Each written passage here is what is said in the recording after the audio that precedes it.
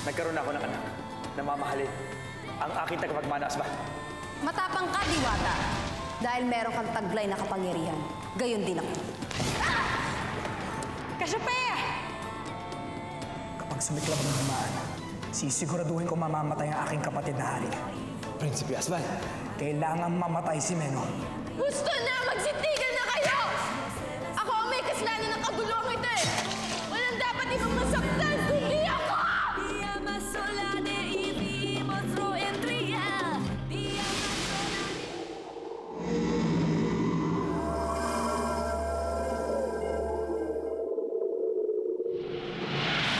Leia.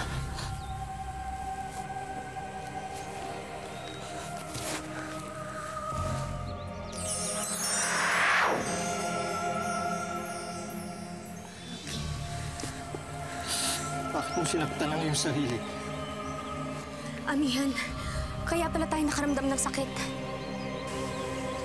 Masigit kitang sinaktan, Rakim. Kung magwi ka ng ganyan, wala kang kasalanan. Si Hagorn at hindi ikaw ang dapat sisihin.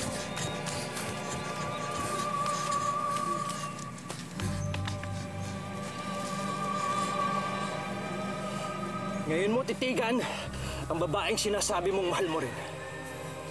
Nakita mo na kinahinat na ng iyong kapusukan!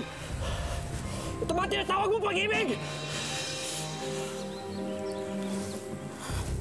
Umalis ka na, Hagorn. At mula sa araw na to, inutuldakan ko na ang ating pagkakaibigan. Tuturing na kitang isang kaaway. Umalis ka na! Marahil ito nga ang dapat mangyari. Ang magbukas ang ating pagkakaibigan. Hindi ko makakalimutan ang araw na to. Sapagkat ito ang araw, sinaktan nating tatlo ang isa't isa.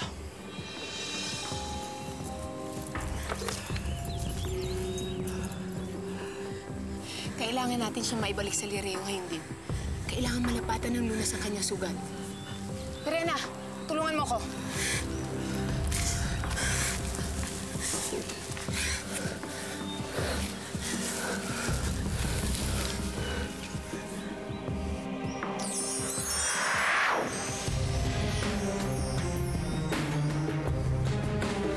Avisala rin, Diwata.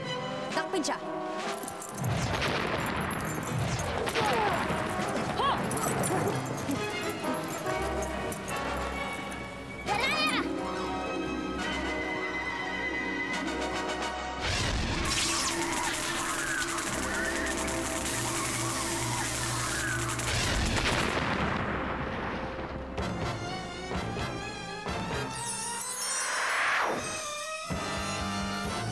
Bumalik na tayo sa Eteria.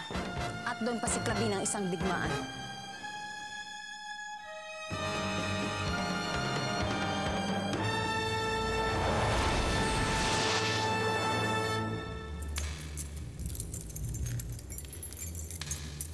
Haring Menno. Hindi ba dapat ikay matuwa at may tagapagmana ka na?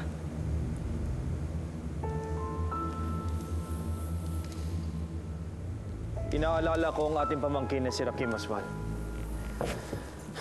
Dapat siguro inisip niya muna ang kapakanan ng mas nakararami. Ngunit ang sarili lang niya ang kanyang inisip. Ang tangi nilang kasalanan ay sundin ang tibok ng kanyang puso.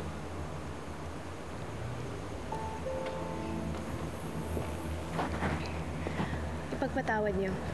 Kailangan nating maging mahinahon. May habag ang bathalang Emre. Nakasisiguro akong ligtas si Rakim at si Minea.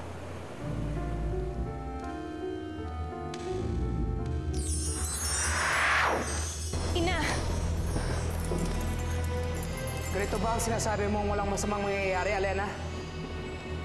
Pinagtangkaan niya ang kanyang sarili nang makita niya ang nangyayari kina Prinsipe Rakim at Prinsipe Hagorn. Kaya pala sumakit ang aking dibdib kanina. Kailangan niya malapatan ng lunas.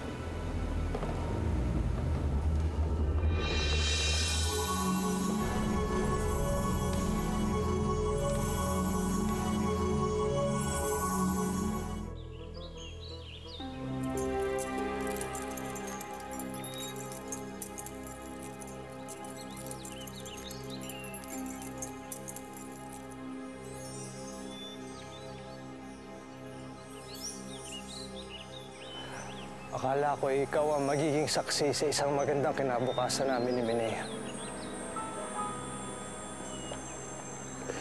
Ngunit nagkamali ako.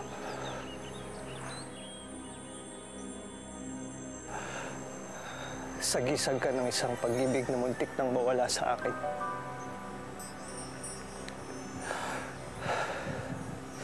Isinusumpa ko. Saksi ang aming bathala na hindi ka na mamumunga ng mga makukulay na dahon.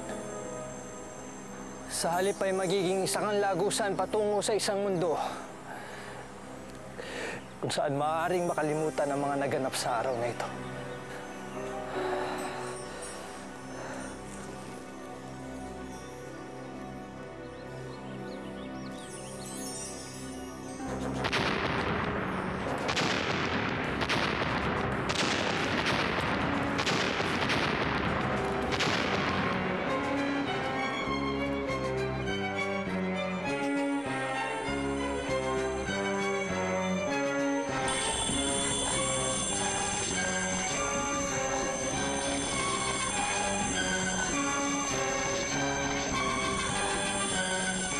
Puno ng aslamon o sumpa. Yung palang kwento sa likod na may wagang punong ito. Pero, paano natuklasan ang medalyon? Sa takdang panahon, Boros, mababatid mo rin. Sa takdang panahon.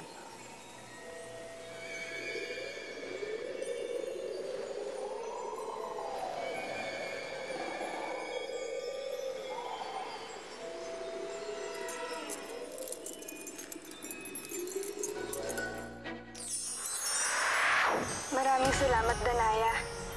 Ang reyna ng Lireo sa makabagong panahon. Ikaw, Diwata Danaya?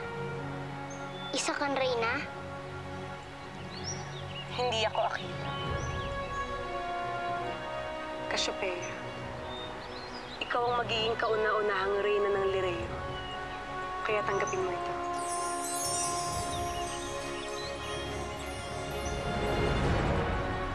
Kailangan makabalik agad kayo sa Lireo sa pinakamadaling panahon. Kailangan maiproklama ka bilang reyna ng mga diwata. Ako? Ngunit bakit? May magaganap na digmaan ng pangunahan ng mga Eteryan. Ang Lireo sasanib sa Sapiro sa pakikidigmang ito. Kailangan ng Lireo ng mamumuno, ng magpapaalab ng puso nila. Ngunit hindi bilang mga alipin, kundi bilang malayang mamamayan ng Encantadia. Ngunit, tatanggapin kaya akong reyna ng mga diwata? Cassiopeia, isa kang diwata na magiging makapangyarihan. Kaya tatanggapin ka nila. Humayo na kayo. Aquila, siguraduhin mo magagawa mo ang mga sinabi ko. Huwag kang mag-alala, Diwata Danaya.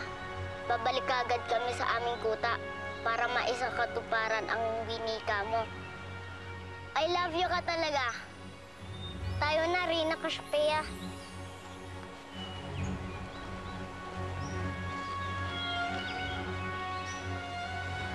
Matutupad pa rin ang mga naganap sa kasaysayan. Matutupad pa rin ang lahat ng mga dapat maganap.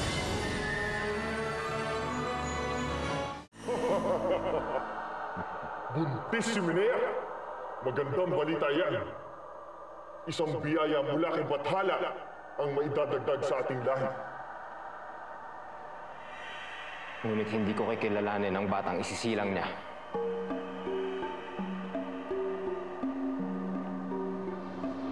Ngunit bakit?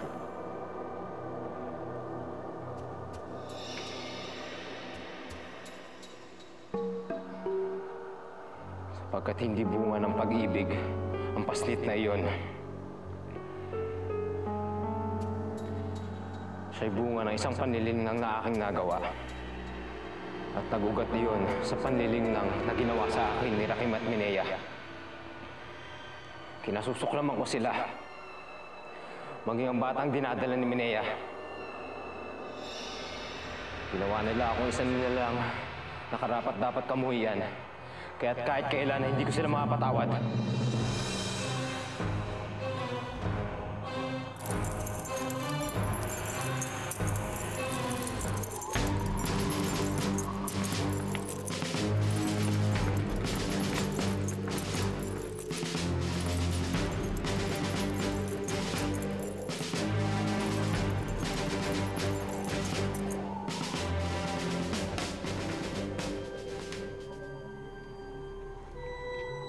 Mga minamahal kong Etherian, tayo ngayon ay nahaharap sa isang napakalaking pagsubok. Dito natin mapapatunayan kung gaano tayo kabangis at katapang. Kaya nga tayo ang hinirang na pinakamagaling na lahi sa buong Encantadia. Kailanman ay hindi malilimot ng kasaysayan ng gabing ito. Sapagkat ngayon pa lang ay inihahayag ko na ang isang digmaan laban sa Sapiro at sa lahat ng sasalungat sa Etheria. Akil, saan ka nagtungo? Wala nang panahon, Ama. Kailangan na nating hirangin si Cassiopeia bilang reyna ng mga diwata. Hirangin bilang reyna? Saan ang galing ang pinagsasabi mo? Kay Diwata Danaya. Ang sabi niya sisiklab na ang digmaan laban sa mga Etheria. Kaya kailangan nating hirangin si Cassiopeia bilang ating reyna para malaya tayong makalaban, kakampi ang Sapiro.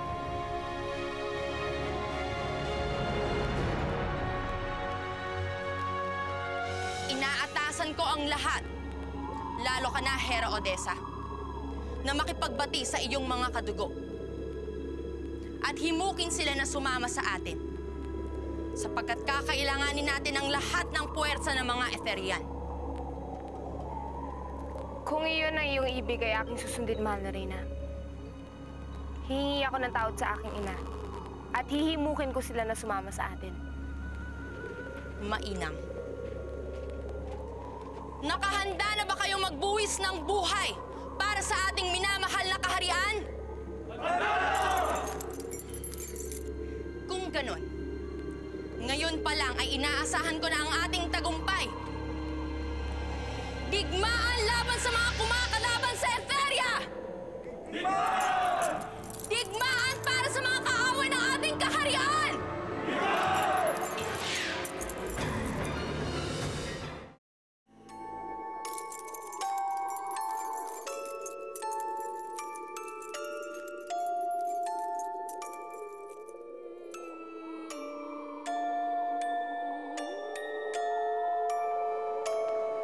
Ano't hindi ka pa naghahanda para sa ating paglusob, Alexus?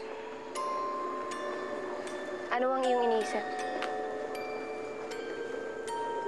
Ang digmaan, Odessa. Hindi ba't nararapat na isipin natin ang napipintong pakikipaglaban ng Etheria?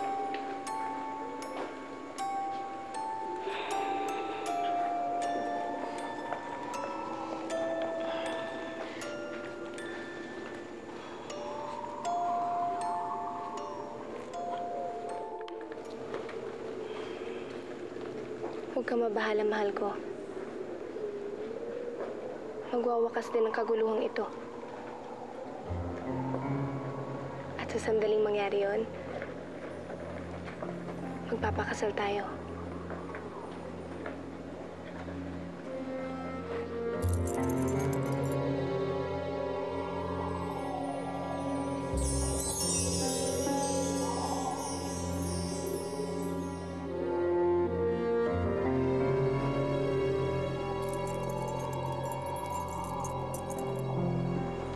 Bakit, Alexus? Ikaw na mismo ang nagsabi. Kailangan natin maghanda para sa digmaan.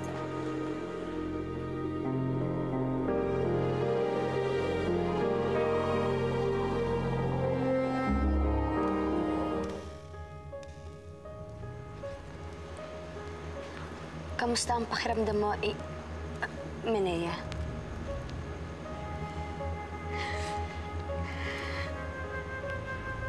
ang aking sugat. Naghilom na. Salamat kay Haring Meno at napagaling ka niya. Si Rakim, nasan siya? Huwag kang mag-alala. Nasa maayos ang kalagayan niya.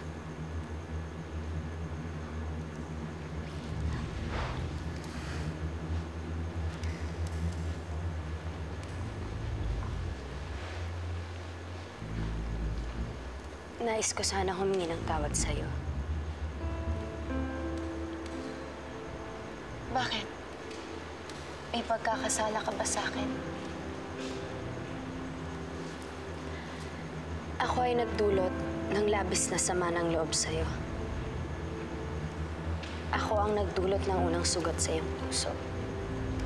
Hindi ko maunawa.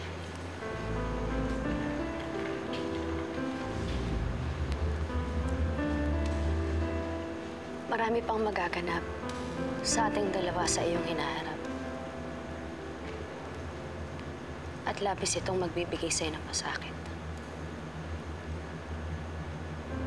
Ngunit hindi mababago ang mga yon ng katotohanan na mahal kita. Nakaantig sa puso ang iyong tinura, Diwata.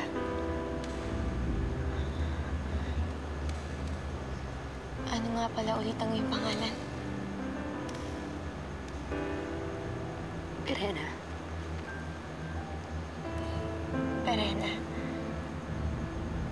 Kay gandang pangalan.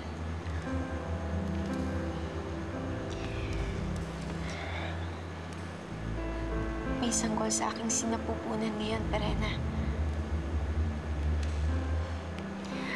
Pagsilang ko sa kanya, ang iyong pangalan ang itatawag ko sa kanya, Perena.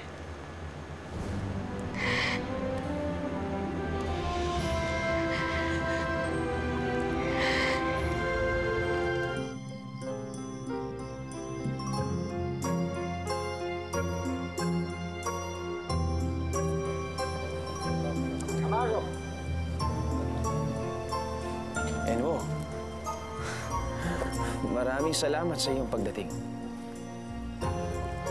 Si Enwo, ang aking kababata. Sila ang lupon ng mga diwata na nagmula pa sa Askano. Makinig kayong lahat.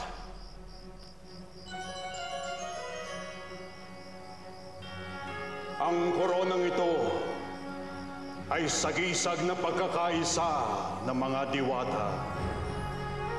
Isang pagkakaisa na pamumunuan at pagtitibayin ang ngayon ay hinihirang bilang pinuno at reyna ng Lireo. Si Reyna Cassiopeia.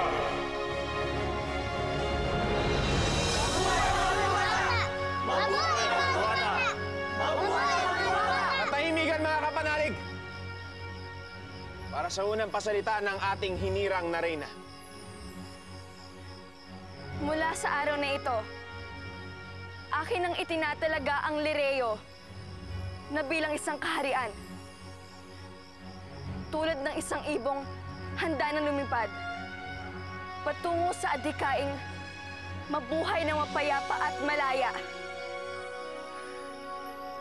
Hasnelive! Reyna Cassiopeia! Hasnelive! Reyna Cassiopeia! Mabuhay ang Lireo!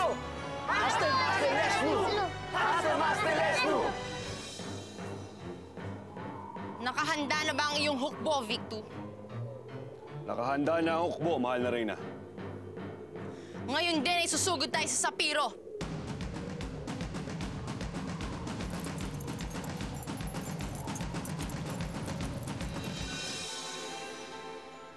Lumusob na ang Etheria. Nagsimula na ang laban. Magsipaghanda kayo! Magsipaghanda kayo! Tutungo tayo ng Etheria ngayon din! Paghusayan niyo ang pakikipagdigma, ha? Masusunod.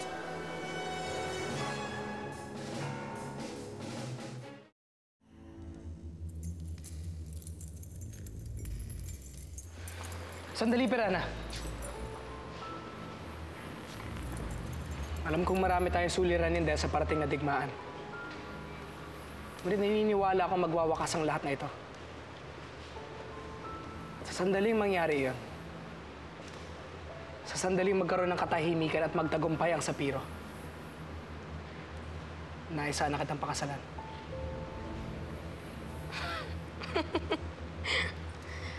Ano't pinagtatawanan mo ko? Hindi ka ba natutuwa na isang prinsipe ang humihingi sa iyong kamay? Patawarin mo ko, Prinsipe Asbal. Ako yung nabigla lamang. Maaari ko bang malaman kung bakit mo ako gustong pakasalan? Dahil gusto kita. Alam kong sa inyong magkakapatid, ikaw lamang ang naiiba. Gusto ko ang iyong lakas ng loob, yung tapang. Alam kong ika'y magiging mabuting reyna ko. At tayong dalawa, kapag magkasama, walang makakatalo sa ating dalawa.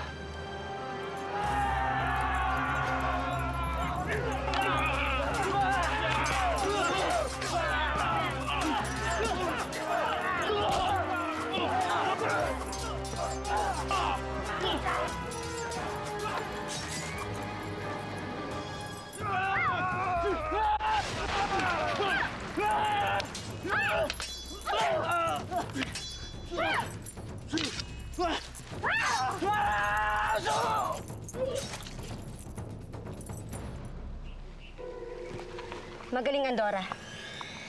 Kailangan na natin itayo ang kubol pandigma malapit sa may baybayan ng Sapiro. Nararamdaman kong malapit na ang digmaan ng Eteria laban sa hukbo ni Meno. At gusto mo akong pakasalan, pagkat nahihiwatigan mong makakatulong ako sa'yo sa masama mong hangarin para sa Sapiro. Wala akong ibang hangad kundi ang makita ang Sapirong umusbong at maging makapangyarihan. At ikaw bilang hari ang makakapagpatupad nun? Ako bilang susunod na hari at ikaw bilang aking reyna.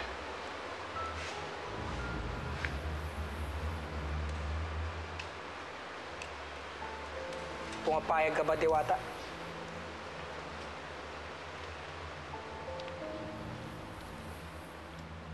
Walang sino mang engkantada ang iibig sa'yo, Asbal. Kaya huwag kang umasang pakakasal ako sa'yo. Dahil kasuklam-suklam ka. At huwag ka rin umasang magiging hari ka. Pagkat hindi mangyayari yun.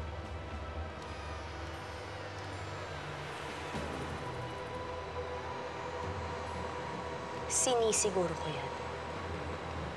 Sisiguraduhin ko.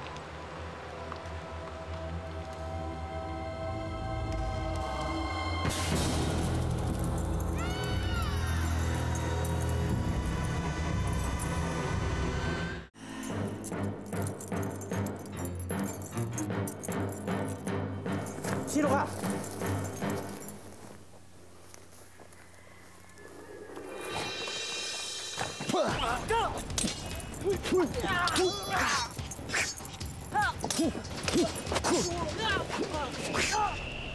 Lapas tangan!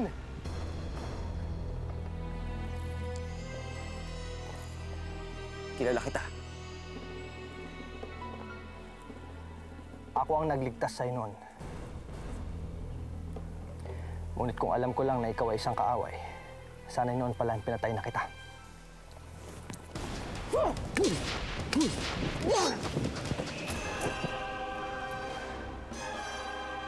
Walang ibang kikilalanin ng kalasag na yan kundi ikaw at ang tanging mong tagapagmana.